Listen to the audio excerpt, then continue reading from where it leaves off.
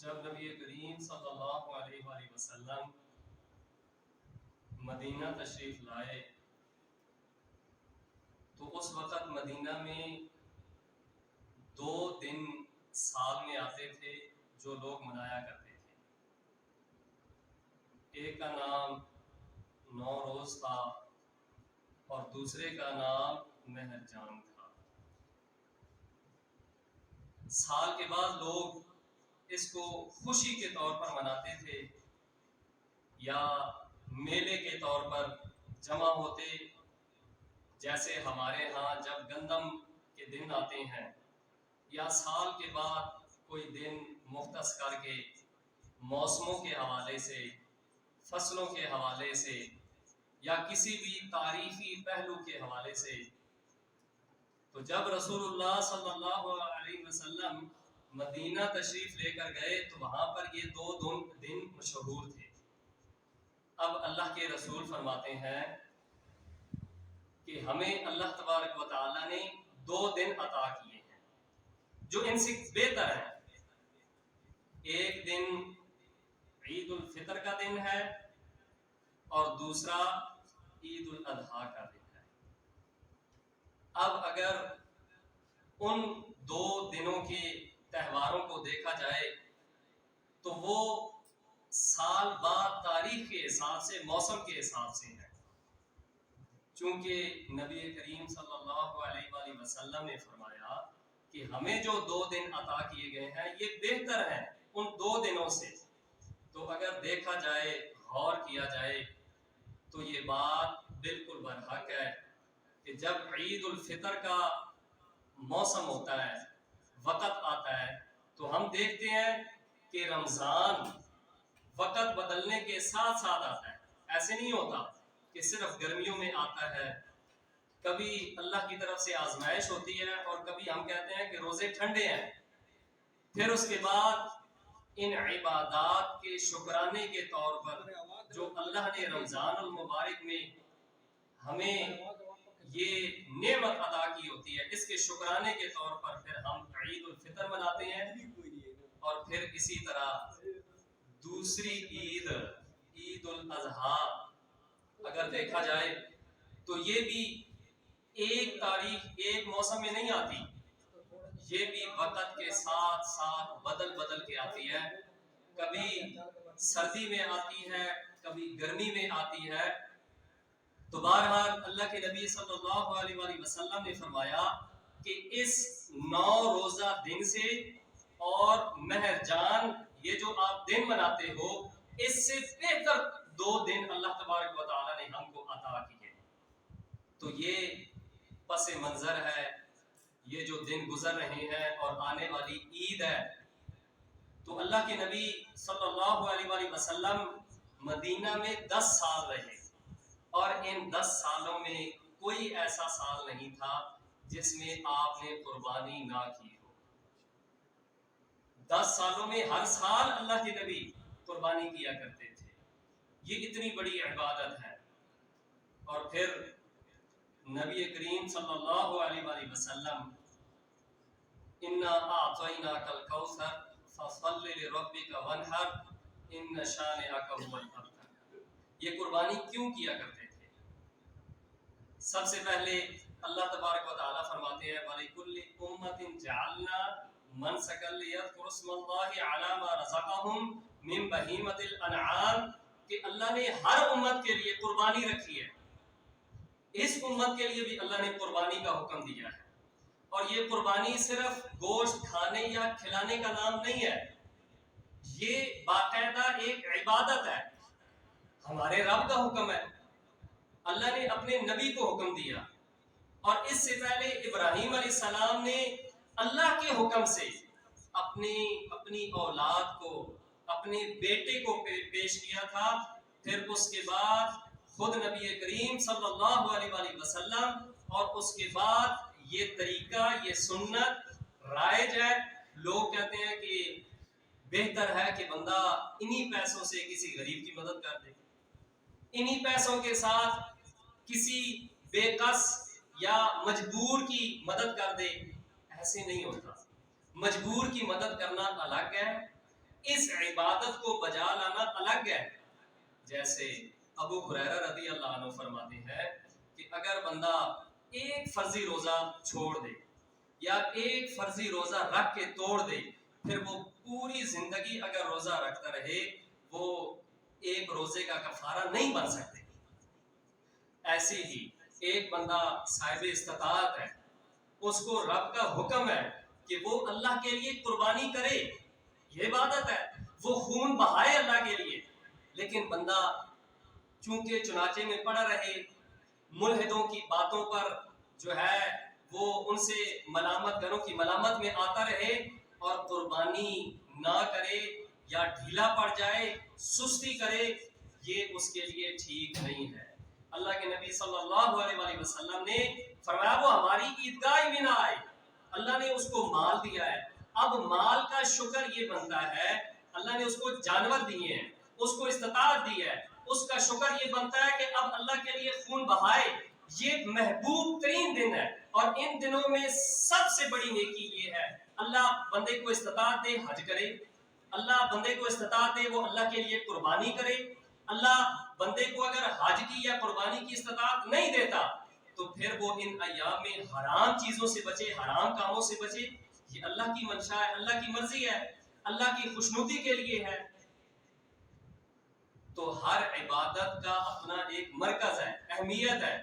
رب تعالی اگر سال کے دوران مجھے اور آپ کو توفیق دے ہم روزانہ لوگوں کو گوشت کھلائیں، اللہ کے خزانوں میں کوئی کمی نہیں ہے، لیکن قربانی کے موقع پر ملحدوں اور بے دین لوگوں جن کی نظر میں اللہ کی کوئی اہمیت نہیں ہے، جن کی نظر میں مذہب کی کوئی اہمیت نہیں ہے، وہ آخرت کو نہیں مانتے، وہ سمجھتے ہیں کہ یہ جو شب و روز ہم گزار رہے ہیں یہ عام دن ہے، بس ہم زندگی گزار کے پھر مر جائیں گے، ہماری ہڈیاں جو ہے وہ مٹی میں مل جائیں گی، ہم بس مٹی ہو جائیں گے، ہمیں پوچھنے والا کوئی نہیں ہوگا. اللہ کے ہاں ہر چیز کے بارے میں سوال کیا جائے گا. تو اللہ تبارک و تعالیٰ فرماتے ہیں ہر امت کے لیے ہم نے قربانی رکھی ہے، اس امت کو بھی اللہ تبارک و تعالیٰ کی طرف سے حکم ہے لن ینال اللہ لحومها ولا دماؤها ولکن ینالہ التقوی. ہاں اللہ فرماتا ہے اللہ کو خون نہیں پہنچتا، لحومها گوشت نہیں پہنچتا، خون نہیں پہنچتا، لیکن اللہ کو تمہارا تقوی پہنچتا ہے. تم اللہ کے لیے کیا یہ کر سکتے ہو؟ اللہ یہ دیکھنا چاہتا ہے. پھر جب بندہ اللہ کے لیے قربانی کرتا ہے تو اس کا مقصد یہ نہیں ہونا چاہیے کہ اگر کوئی 1,00,000 کا جانور ذبح کرتا ہے میں 5,00,000 کا ذبح کروں گا، یہ اس کی کوئی اہمیت نہیں ہے اللہ کی خوشنودی کے لیے. لیکن 2 جانور لے لو تاکہ زیادہ سے زیادہ لوگ اس سے مستفید ہوں. اور اللہ بھی فرماتا ہے فَكُلُوا مِنْهَا وَأَطْعِمُوا الْبَائِسَ وَالْفَقِيرَ کہ اس میں سے خود بھی کھاؤ، اللہ کی طرف سے صدقہ ہے، پھر غرباء کو کھلاؤ، تنگ دستوں کو کھلاؤ. تو مقصود اللہ کی عبادت بھی ہے، اللہ کی رضا بھی ہے، لیکن اس کا حاصل یہ ہے کہ جو پورا سال گوشت نہیں کھا سکتے وہ اللہ کی اس قربانی سے کچھ نہ کچھ حصہ ان کو پہنچ جائے. اور یہ بات ان ملحدوں کو، امیروں کو شاید سمجھ نہ آئے. ملحدین کو ان کو صرف اعتراض ہوتا ہے. اگر ہم دیکھیں تو ایسے ہوتا ہے ہمارے معاشرے میں کئی ایسے گھرانے ہوں گے جو سال میں بمشکل 1 دفعہ یا 2 دفعہ انہوں نے گوشت کھایا ہوگا. لوگ کہتے ہیں ایسا مشکل ہے، لیکن ہوتا ہے. جن کے ساتھ معاشروں کے اندر ہوتا ہے وہ بتاتے ہیں کہ بس اللہ کی طرف سے ہمیں نہیں ملا اور ہم آج 7 مہینے ہو گئے ہیں، تحقیق کر کے پتہ چلتا ہے 7 مہینوں سے ہم نے گوشت نہیں کھایا، لیکن اب اللہ کا فضل ہے ہمارے فلاں بھائی بھی بھیجیں گے، پتہ چلا ہے فلاں مسجد سے بھی گوشت آئے گا، پتہ چلا ہے مدرسے سے بھی، مدرسے والوں نے بھی کہا ہے ہم آپ کو گوشت بھیجیں گے. تو اب اس کا مطلب کیا ہوا؟ اس کا مطلب یہ ہوا کہ یہ صرف اللہ کی عبادت نہیں بلکہ اللہ کے بندوں کے اوپر احسان ہے اللہ کا. اور پھر جب اجتماعی قربانیاں دنیا میں ہوتی ہیں تو کیا خیال ہے وہ صرف اہل اسلام کے لیے ہوتی ہیں؟ نہیں، سعودی عرب سے کئی ممالک میں قربانیاں جب پہنچتی ہیں پھر ان کے اڑوس پڑوس میں غیر مسلموں کو بھی اس میں سے حصہ دیا جاتا ہے. تو یہ اللہ کی عبادت ہے. ہمیں اس کے اندر وہ جوش و خروش دکھانا چاہیے. لوگ کہتے ہیں 3 شادیاں سنت، 4 شادیوں کی اجازت اللہ کے نبی کی سنت ہے. یہ بھی اللہ کے نبی صلی اللہ علیہ وسلم کی سنت ہے. 10 سال مدینے میں اللہ کے نبی وقت گزارتے ہیں اور کوئی ایسا سال نہیں. صحابہ بیان کرتے ہیں جب اللہ کے نبی نے قربانیاں نہیں کی. ہر سال اللہ کے نبی صلی اللہ علیہ وسلم قربانی کیا کرتے تھے. اور ان دنوں میں سب سے محبوب عمل فرض نمازوں کے بعد جو احکام و مسائل ہیں وہ جو لاگو ہوتے ہیں ایک مومن پر، ان پر عمل کرنے کے بعد پھر سب سے محبوب عمل کیا ہے؟ حج اور اللہ کے لیے خون بہانا. تو یہ اللہ کی طرف سے حکم ہے، لن ینال اللہ لحومها ولا دماؤها ولکن ینالہ التقوی. تو پھر اس پر اعتراض نہیں کرنا چاہیے. اور پھر قربانی کس کے لیے ہونی چاہیے؟ صرف اللہ تبارک و تعالیٰ کے لیے. ابراہیم علیہ السلام نے قربانی صرف اللہ کے لیے کی تھی. اور یہ کتنا مشکل مرحلہ تھا. ہمیں تو اپنے بچے نہیں قربان کرنے پڑتے، ہمیں جانور قربان کرنا ہوتا ہے. اور اس جانور کے لیے ہم کتنے داؤ پہ بدلتے ہیں، پوچھتے ہیں. ہاں جی، جانور جو ہے وہ اگر اتنی قیمتی ہیں، ہم پر اتنا قرضہ ہے، آپ پر اتنا قرضہ کیوں ہے بھائی؟ میرے بیٹے کی شادی تھی، میں نے 5 لاکھ خرچ کیا. ابھی اس کے بعد ہم نے بیٹی کی شادی کی ہے، 9 لاکھ خرچ کیا ہے. تو دیکھو خرچ اتنا کیوں کیا ہے؟ اسراف نہ کرتے. 5 ڈشیں آپ لوگوں کو کھلاتے رہے، اس کے بعد آپ کو کیا حاصل ہوا؟ تو اسراف مقصود نہیں ہے. مینٹین کر کے مومن چلتا ہے، اپنے لیے مشکل نہیں پیدا کرتا. وہ کہتے ہیں نا، مہمان کی مہمان نوازی کرنی چاہیے، لیکن اپنے آپ کو تکلیف میں نہیں ڈالنا چاہیے. تو اللہ کی طرف سے یہ حکم کب تھا؟ اللہ نے صرف نکاح کا حکم دیا، یہ بیٹے اور بیٹی کا حق تھا، اور آپ نے اتنا اسراف کیا. اب جب قربانی کا وقت ہے تو آپ یہ مسائل پوچھ رہے ہیں کہ ہم پر 9 لاکھ کا قرضہ ہے، 2.5 لاکھ کا، 5 لاکھ کا قرضہ ہے. تو یہ بات سجتی نہیں ہے. ایک مومن کے ساتھ ابراہیم علیہ السلام جن کے پاس مہمان آتا ہے، ایک ان کے پاس بکرا تھا یا بکری تھی، اس کا بچہ تھا، انہوں نے وہ اللہ مہمانوں کے لیے پیش کر دیا. اب وہ بیچارے فرشتے تھے، وہ انسان تو تھے نہیں، انہوں نے کہا ہم یہ نہیں کھاتے. تو اللہ کی رضا کے لیے لوگ پھر یہ باتیں نہیں سوچتے، وہ اللہ کے لیے خود کو پیش کر دیتے ہیں. اسی لیے اللہ کہتا ہے وَلَٰكِن يَنَالُهُ التَّقْوَىٰ. اللہ تمہارے تقوی کو، تمہارے دل کو دیکھتا ہے، تم چاہتے کیا ہو. اور لوگ صحیح بات ہے پہلے ہی تیاریاں کرنا شروع کر دیتے ہیں. رمضان کی پہلے تیاریاں شروع کر دیتے ہیں کہ اب میں اوور ٹائم لگاؤں گا تاکہ رمضان میں صبح کے ساتھ گزاروں اور صبح کے ساتھ سو کے نہ گزاروں، میں عبادات پوری کروں. اسی طرح جن کو اللہ کی رضا چاہیے ہوتی تھی یا چاہیے ہوتی ہے، وہ پہلے ہی تیاریاں شروع کر دیتے ہیں وہ قربانی کے لیے کہ میرے رب کا حکم ہے کہ میں رب کے لیے خون بہاؤں. ابراہیم جن کی ملت سے ہیں علیہ السلام، انہوں نے اپنے رب کے لیے اپنے بیٹے کو پیش کیا تھا. اللہ کا شکر ہے کہ اللہ نے پھر دمبے میں بدل دیا. اب ہم اللہ کے لیے جانور بھی ذبح نہیں کر پائیں گے. تو اللہ سبحانہ و تعالیٰ فرماتے ہیں قل ان صلاتی و نسکی و محیای و مماتی للہ رب العالمین. یہ بہت بڑا مسئلہ ہے. مسئلہ یہ ہے کہ ہم اتنی تکلیف کیوں کاٹتے ہیں، ہم اتنا پیسہ کیوں خرچ کرتے ہیں صرف اللہ کے لیے. ہماری نماز بھی اللہ کے لیے، ہم کسی کو دکھانے کے لیے نہیں پڑھتے.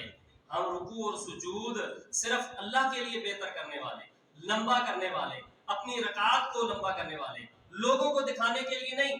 ایسے ہی خوبصورت جانور خریدنے کے لیے بندہ بھاگ دوڑ کرتا ہے صرف اس لیے کہ اللہ کو میں پسند آ جاؤں. اور وہ دعائیں خیر بھی کرتا ہے کہ یا اللہ مجھے یہ قربانی کرنا نصیب ہو صرف اللہ کی رضا کے لیے. تو صحیح بات ہے، یہ بڑا ہی محبوب ترین عمل ہے کہ بندہ اللہ کے لیے تیاری کرتا ہے، خود کو تیار کرتا ہے، پھر جانور خریدتا ہے اور پھر اللہ کے لیے اس کا خون بہاتا ہے. تو قل ان صلاتی و نسکی و محیای و مماتی للہ رب العالمین. اب یہ بھی نقطہ آپ دیکھیں کہ اسلام کے آغاز سے پہلے مشرکین مکہ بھی جانور وقف کیا کرتے تھے اپنے بتوں کے لیے.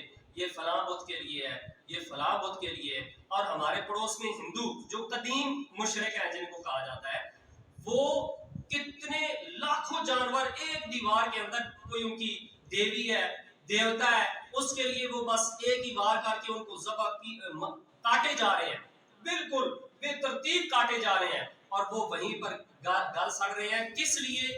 ان کے مطابق گوشت سب سے قیمتی خوراک ہے، اور یہ خوراک جب وہ اپنی مورتیوں کے لیے، بتوں کے لیے پیش کرتے ہیں تو ان کے مطابق کیا ہے کہ ہمیں اس کی رضا حاصل ہوگی، ہمیں اس کی طرف سے خوشنودی حاصل ہوگی. اور پھر رسول اللہ صلی اللہ علیہ وآلہ وسلم فرماتے ہیں سید الطعام اللحم، کہ گوشت خوراک میں، خوراکوں کا سردار ہے، غذاؤں کا سردار ہے.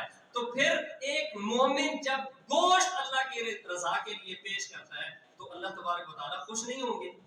تو مشرکین مکہ جو قدیم مشرک تھے وہ بھی اپنے جانور پیش کیا کرتے تھے.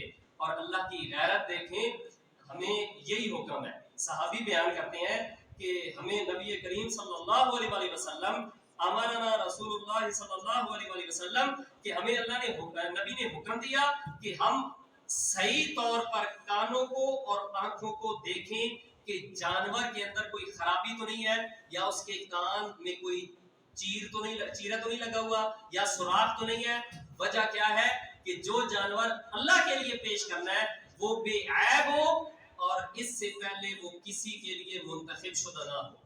ہوتے ہیں نا، میں آپ کو صحیح مثال دیتا ہوں، زندہ مثال ہے. بندے نے کہا پہلے میں کچھ اور تھا، سعودی میں گیا بدل گیا، پہلے میں نے ایک جانور کسی کے لیے وقف کیا ہوا تھا اور اس کا کان نہیں چیرا ہوا، کوئی نشان نہیں لگا ہوا، صرف اس کے گلے میں اس نے وہ گھنٹی ڈالی ہوئی تھی، اس گھنٹی کے اوپر اس نے کچھ لکھا ہوا تھا کہ یہ فلاں کے لیے ہے.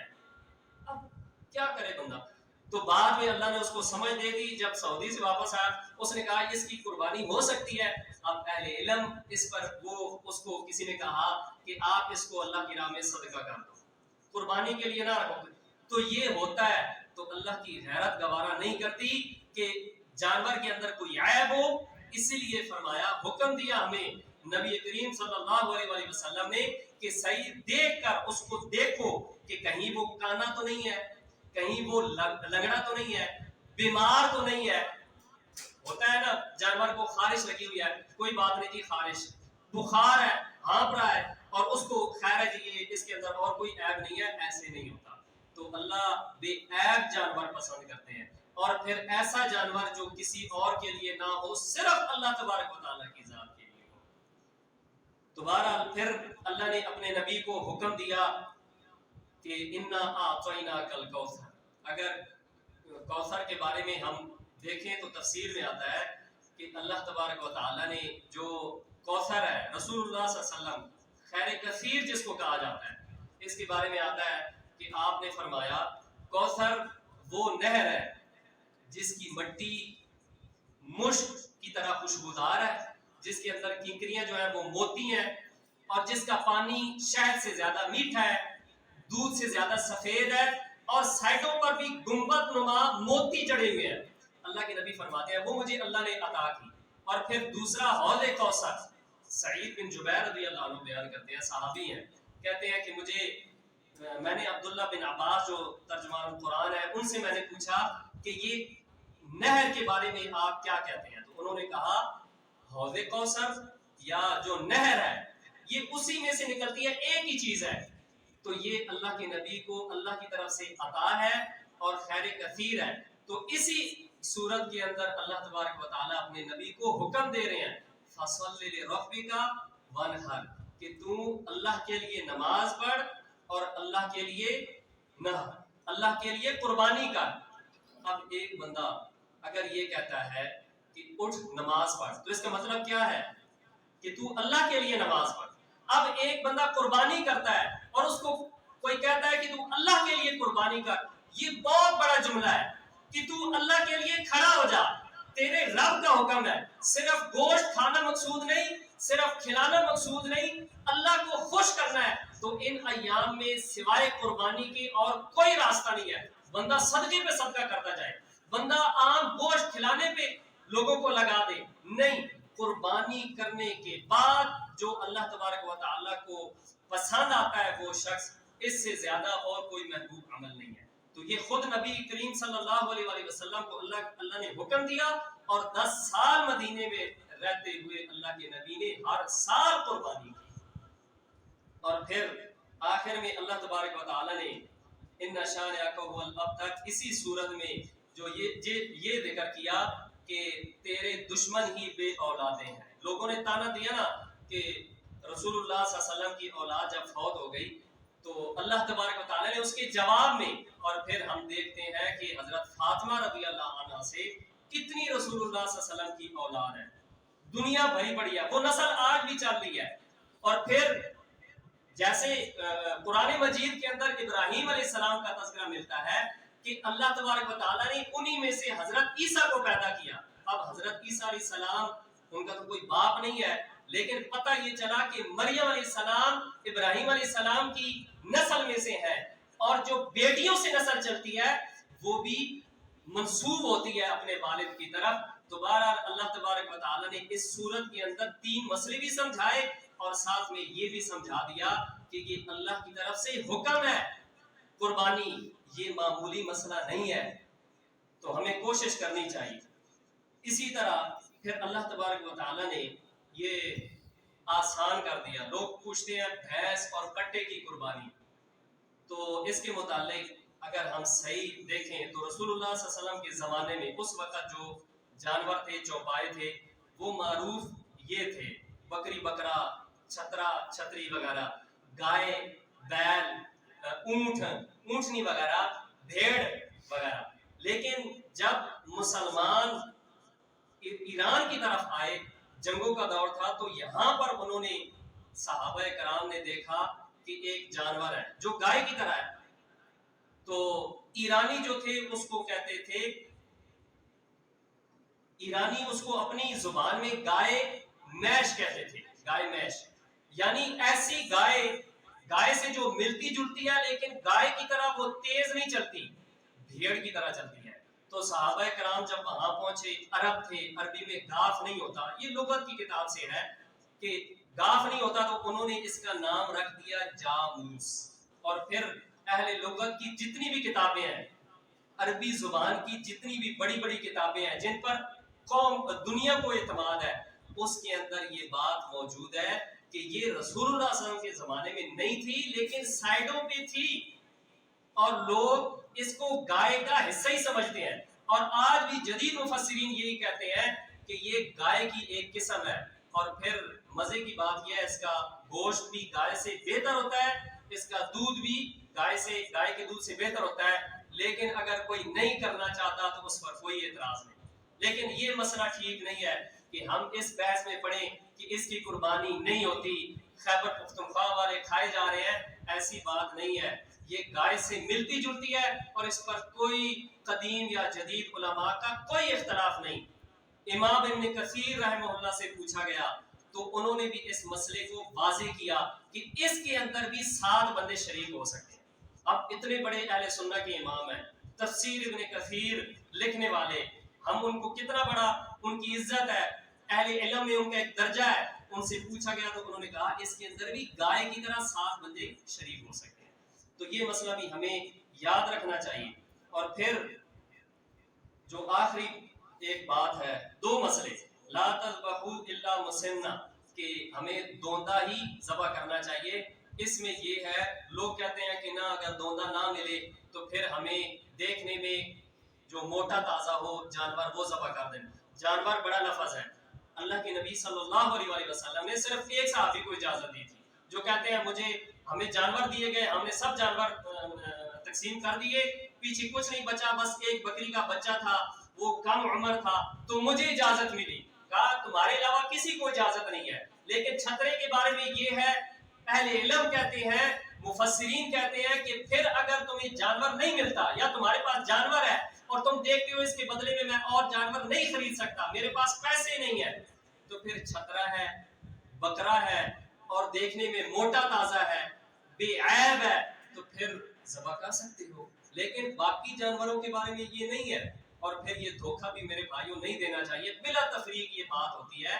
اس میں اہل حدیث دیوبندی بریلوی شیعہ کا مسئلہ ہی نہیں ہے، مسئلہ انسان کے اپنے معاملات کا ہے. لوگ خود دانت توڑ کے کہتے ہیں دوندا ہے، یہ دوندا ہو گیا، یہ بات بالکل غلط ہے. اور پھر حدیث کے اندر حکم ہے کہ ہم صحیح دیکھ بھال کر کے جانور کو خریدیں، ہمیں جلدی نہیں کرنی چاہیے. اگر جانور نہیں ملتا تو پھر اور مسئلہ ہے.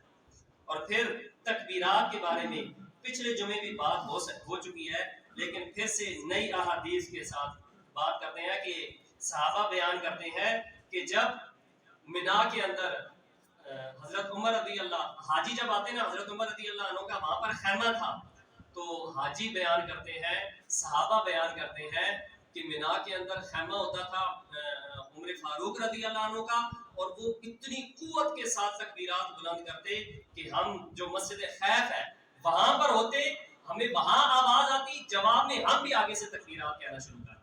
یہ ان دنوں کے اعمال ہیں. اور حج کے بارے میں اللہ کے نبی فرمایا حج نام ہے چیخ کر، چیخنے چلانے کا، خون بہانے کا. اب پتہ نہیں وہاں پہ یہ ہوتا ہے کہ نہیں، تکبیرات کو بلند کرنے کا نام حج ہے. اور اس وقت خواتین بھی بلند آواز کے ساتھ تکبیرات بلند کرتی تھیں. حضرت میمونہ رضی اللہ عنہ وہ قربانی کے دنوں میں بلند تکبیرات کہتی تھیں. اور پھر اسی طرح حبان بن عثمان رضی اللہ عنہ جو حضرت عثمان کے بیٹے ہیں، ان کے بارے میں آتا ہے کہ وہ امیر تھے حاجیوں کے، اور ان کے ساتھ خواتین ہوتی تھیں. جب وہ بلند کرتے تھے تو مردوں کے ساتھ ساتھ خواتین بھی تکبیرات بلند کرتی تھی. اور پھر اسی طرح عمر بن عبد العزیز رحمہ اللہ کے بارے میں آتا ہے، وہ امیر ہوتے تھے، وہ جب تکبیرات بلند کرتے تو خواتین بھی ان کے ساتھ تکبیرات بلند کرتی تھیں. اللہ اکبر اللہ اکبر لا الہ الا اللہ واللہ اکبر اللہ اکبر کبیرہ. تو یہ ہمیں بھی کرنا چاہیے. اور پھر اسی طرح عبداللہ بن عمر کے بارے میں آتا ہے، ابو ہریرہ رضی اللہ عنہ کے بارے میں آتا ہے. امام بخاری نے ان دو بزرگوں کے بارے میں فرمایا یہ اتنی تکبیرات اتنی بلند بلند کہتے تھے، بستر پر بیٹھے ہوئے، باہر جاتے ہوئے، بازاروں کی طرف جاتے ہوئے، مجلسوں میں بیٹھے ہوئے، اور پھر فرض نمازوں کے بعد یہ تکبیرات کہتے تھے. اور پھر محمد بن علی جو علی رضی اللہ عنہ کے بیٹے ہیں، جن کو محمد بن حنفیہ بھی کہا جاتا ہے، ان کے بارے میں آتا ہے کہ وہ نفلی نمازوں کے بعد بھی تکبیرات کہتے تھے، اللہ اکبر اللہ اکبر. تو میرے بھائیوں یہ ہمیں کرنا چاہیے، یہ سنت ہے، یہ اسلاف کا طریقہ ہے، یہ ان ایام میں کیے جانے والے محبوب ترین اعمال ہیں. اللہ تبارک و تعالیٰ سے توفیق مانگنی چاہیے. اللہ تبارک و تعالیٰ ہم کو توفیق دے، اللہ تعالیٰ معاف فرمائے اور تمام نیک اعمال کی توفیق عطا فرمائے. ربنا آتنا فی الدنیا حسنۃ وفی الآخرۃ حسنۃ